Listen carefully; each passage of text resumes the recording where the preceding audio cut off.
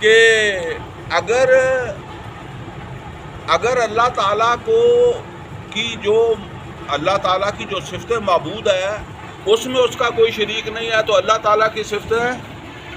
خالق میں بھی کوئی شریک نہیں ہے، اور اللہ تعالیٰ کی صفت رازق میں بھی کوئی شریک نہیں ہے، اور اللہ تعالیٰ کی صفت حاکم میں بھی کوئی شریک نہیں ہے۔ یہ چار ہمارے متعلق ہیں اس موضوع کے، جو میں نے شروع میں آپ کو بتایا کہ اسلامی آج کا معاشرہ جو ہے، اسلامی کو چھوڑ بھی دیں تو تب بھی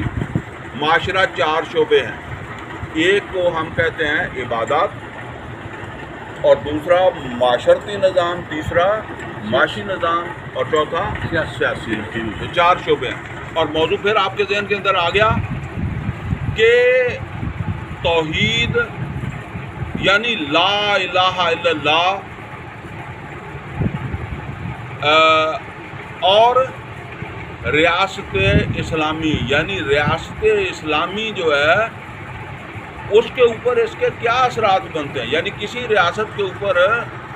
کیا اثرات پڑتے ہیں کہ وہ اسلامی بنتی ہے۔